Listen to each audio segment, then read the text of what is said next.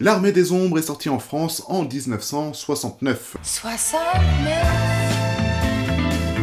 année érotique.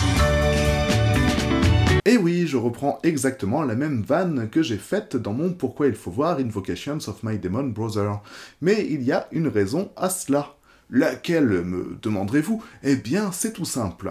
Si Invocations of My Demon Brother faisait un état des lieux des États-Unis au crépuscule du mouvement hippie, l'Armée des Ombres témoigne aussi en quelque sorte de la France de l'année 1969 et des questionnements qui vont se poser dans le courant des années 70. Et oui, je sais, ça peut paraître saugrenu qu'un film sur la Seconde Guerre mondiale traite aussi de l'époque contemporaine, mais vous allez voir, c'est assez clair. Mais oui, c'est clair. Merci Eddie pour le soutien, mais laisse-moi d'abord tout expliquer. L'année 1969 en France est marquée par un grand événement. Alors certes, il y a eu la naissance de MC Solar et le premier vol du Concorde. Ça y est. Mais ce qui marque le plus, c'est la journée du 28 avril 1969, où Charles de Gaulle annonce sa démission à la présidence de la République française. Le général de Gaulle avait rendu public le communiqué suivant. Je cesse d'exercer mes fonctions de président de la République. Cette décision prend effet aujourd'hui à midi. Non seulement il démissionne, mais en plus, l'année suivante, il meurt. 16 Français, le général de Gaulle est mort. Et avec cette disparition, la France va se retourner vers l'épisode le plus traumatisant de son passé récent, à savoir l'occupation, dont le deuil n'a visiblement pas encore été fait. Parce que oui, le général de Gaulle portait jusque-là l'image d'une France unanimement résistante. De Gaulle disparu, le regard se porte de nouveau sur ces années noires de l'occupation et des questions se posent, notamment sur le rapport moral qu'entretient le pays avec son histoire. Le gouvernement lui-même va essayer de rompre avec son passé résistentialisme, quitte à créer la polémique quand Pompidou va gracier le chef de la milice, Paul Touvier, jusque-là condamné à mort. Monsieur le Président, les résistants de la région Rhône-Alpes ont été péniblement surpris d'apprendre que Paul Touvier, qui s'était tristement illustré dans notre région et qui a été condamné 2 fois à mort, avait bénéficié d'une grâce présidentielle.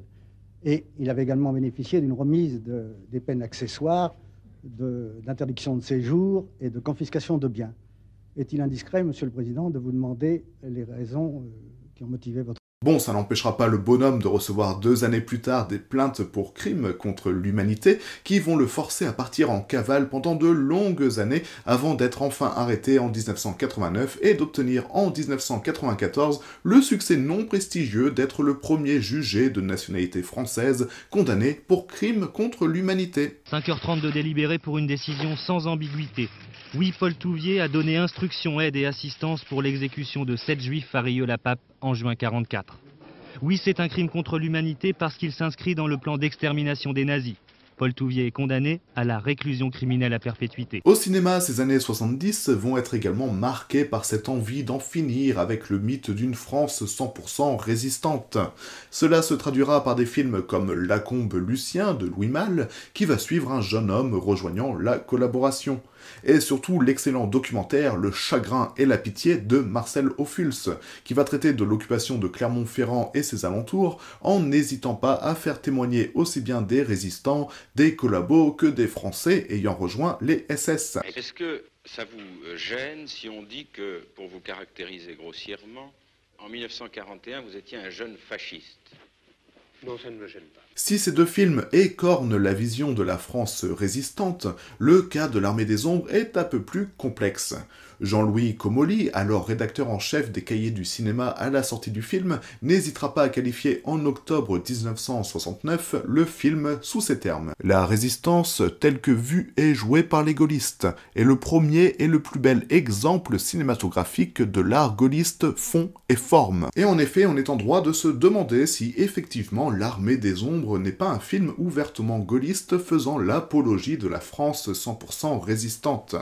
Déjà, le film est adapté du livre homonyme de Joseph Kessel, et l'écrivain ne s'est jamais caché que l'idée de ce livre ne vient pas de lui, mais du général de Gaulle lui-même, qui désirait un livre pour apprendre au monde ce qu'est la résistance française. On a connu plus objectif.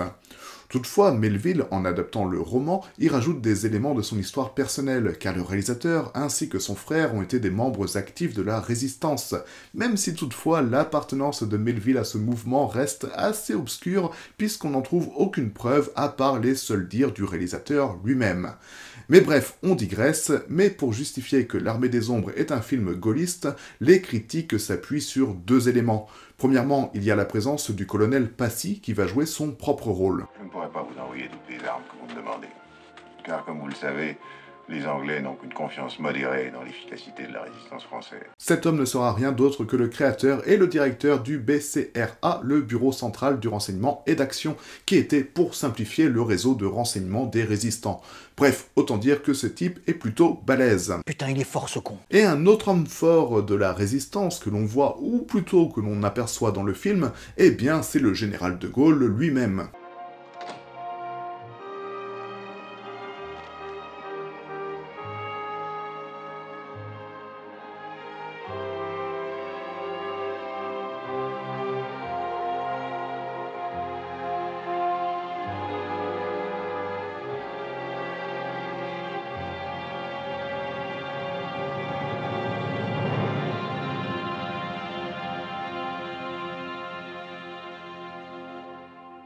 Je ne vous cache pas que cette scène, combinée à la réaction d'un Paul Meurice en pamoison, a fait couler pas mal d'encre. Et pourtant, cette scène en apparence naïve peut être beaucoup plus ambiguë qu'il n'y paraît. De Gaulle est certes représenté avec une aura quasi divine, il n'en reste pas moins assez absent. Il ne dit aucun mot et va se contenter d'être là pour remettre une médaille, taper une petite bise et puis c'est tout. Aussi héroïque est-il pu l'être dans la vraie vie, la présence de Gaulle dans l'Armée des Ombres, ou plutôt sa semi-présence, ou plutôt sa quasi-absence, n'a rien de particulièrement héroïque et contribue en fait à laisser les acteurs de la résistance dans la plus grande des solitudes face à leurs actions. Parce qu'à mes yeux, c'est ça que Melville essaye de montrer dans son film, à savoir des personnages tragiques, profondément humains, qui auront des doutes et des émotions, mais dont leurs choix ne peuvent conduire que vers une seule et unique destination, la mort. La mort m'attend comme une vieille fille. Dans un entretien accordé à Rui Nogueira en 1973 pour les Cahiers du cinéma, Melville dira d'ailleurs que son film n'est pas un film sur la résistance, mais une réflexion sur la figuration de la résistance. Le réalisateur qualifiera également plusieurs fois son film de cette façon. C'est une rêverie rétrospective et nostalgique pour moi. Phrase que Melville approfondira avec Rui Nogueira en lui expliquant que l'Armée des Ombres était une rêverie rétrospective, un pèlerinage nostalgique à une époque qui a marqué profondément ma génération. Le 20 octobre 1942, j'avais 25 ans. J'étais soldat depuis fin octobre 1937. J'avais derrière moi 3 ans de vie militaire, dont 1 an de guerre et 2 ans de résistance. Cela marque un homme, croyez-moi. L'époque de la guerre a été abominable, horrible et merveilleuse. Plus qu'un film sur la résistance, c'est donc un film qui semble très personnel pour le réalisateur et qui explique le panneau introductif du film. Et comme le dit Melville lui-même... D'ailleurs, j'ai placé en exergue une phrase qui n'a rien d'héroïque. J'ai même pas mis le nom de l'auteur de cette phrase. Quoique les phrases qu'on choisit chez les autres, c'est toujours un peu des phrases de soi. Mauvais souvenirs, soyez pourtant les bienvenus, vous êtes ma jeunesse lointaine. Voilà ce que c'est, mon film. Bref, Melville ne cherche pas l'héroïsme, Melville ne cherche pas à glorifier la résistance, et d'ailleurs le mot résistance ne sera jamais dit dans le film, alors qu'il est omniprésent dans le bouquin de Kessel. Melville retrace son passé avec une touche d'onirisme fictionnel, et en ça, cela permet à l'Armée des Ombres d'être un des premiers films à séparer le discours idéologique de la résistance et les actes violents dépourvus de sens qui ont été commis. Pour simplifier ce film, je dirais que pour moi, il s'agit d'un excellent exemple de philosophie morale, avec des personnages qui ne sont pas manichéens, mais qui doivent faire face à de véritables dilemmes moraux. Ainsi, est-ce acceptable de tuer quelqu'un en l'étranglant, à défaut d'avoir une arme convenable? Mais ce n'est pas possible. Je vous en supplie, c'est un assassinat. Nous sommes ici pour tuer de toute façon, vous êtes d'accord? Je suis d'accord, mais pas comme ça. Il faudrait... Oui, je sais la manière. Accepter l'offre des Allemands de courir pour sauver sa peau, est-ce du courage ou de la lâcheté? Dans 1 minute, vous allez vous tourner. Le dos aux mitrailleuses et face au mur. Vous allez courir aussi vite que vous pourrez. Nous n'allons pas tirer tout de suite. Nous allons vous laisser une chance. Qui arrivera jusqu'au mur sera exécuté plus tard avec les condamnés prochains. On peut toujours essayer. On n'a rien à perdre. Jean-François se livrant à la Gestapo pour sauver son ami, est-ce un acte stupide ou au contraire un acte hautement courageux?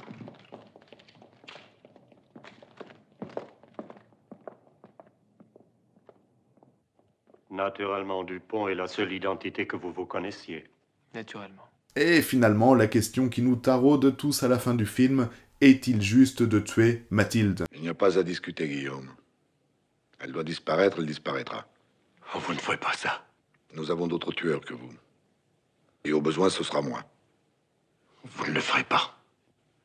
Vous n'avez pas le droit. Sur le champ de tir, vous auriez eu beau courir comme un champion. Vous seriez tout de même à la fosse commune en ce moment, sans Madame Mathilde qui a trouvé le coup des grenades.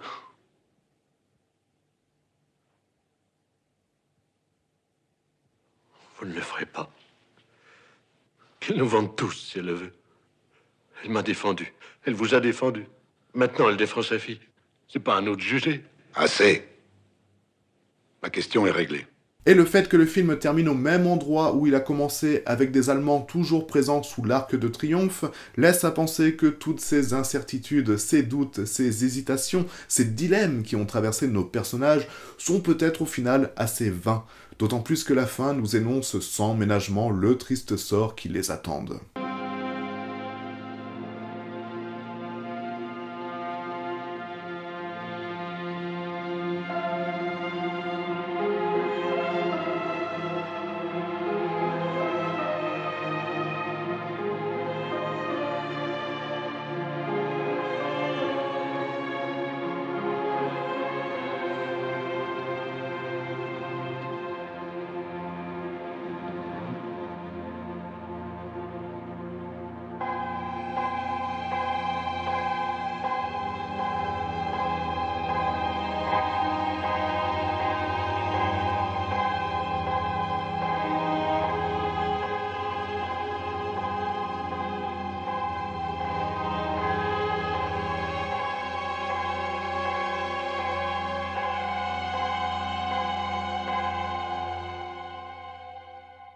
Évidemment, le film ne répond à aucune de ces questions théoriques, et mon point de vue vaut pour ce qu'il est, à savoir un simple point de vue. Alors à vous de vous forger votre propre avis, et de me dire ce que vous avez pensé de l'Armée des Ombres. Et sinon, on se retrouve quant à nous un de ces quatre, parce que vous l'aurez peut-être remarqué, mais je suis assez occupé en ce moment. Mais d'ici là, n'oubliez pas de vous abonner, de liker la vidéo, et de laisser un petit commentaire qui fait toujours plaisir. Bite!